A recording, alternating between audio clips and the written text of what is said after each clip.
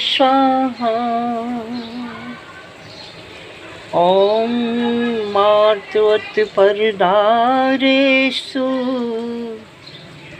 परद्रव्येष्लोष्ठवत् आत्मवत् सर्वभूतेषु यः पश्यति सः पंडितः।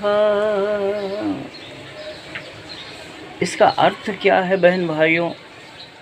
आत्मवत् परदारेष, अपनी आत्मा के समान पराई स्त्री को देखना, जैसा भगवान राम देखते थे।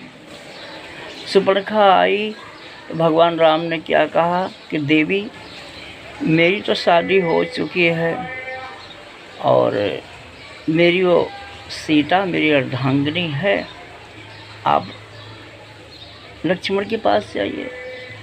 उन्होंने ऐसा क्यों कहा? क्योंकि वो गायत्री मंत्र का ध्यान करते थे। लक्ष्मण के पास गई तो लक्ष्मण जी ने भी उसको बहका दिया। कहने का आशय उनके अंदर में देवत्व जो था वो गायत्री मंत्र की कृपा थी।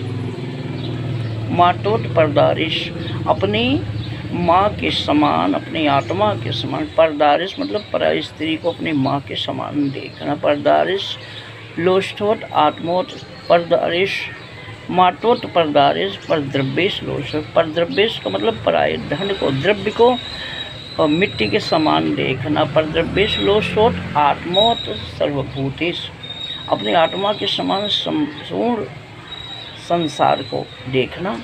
सर्वभूतेश या पश्यति सः पंडिता, ऐसा ज्ञान जिसके पास हो वही ज्ञानी है, वही पंडित है, वही विद्वान है। ब्रह्म जानासि सः पंडिता, जो ब्रह्म को जानता है, जो गायत्री मंत्र का ध्यान करता है वही ब्राह्मण पंडित हो सकता है, वही ब्राह्मण हो सकता है।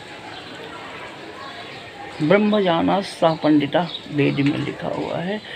जो परम ब्रह्म को नहीं जानता, जो गायत्री मंत्र का ध्यान नहीं करता, वो ब्राह्मण नहीं हो सकता, वो पंडित और ज्ञानी नहीं बन सकता।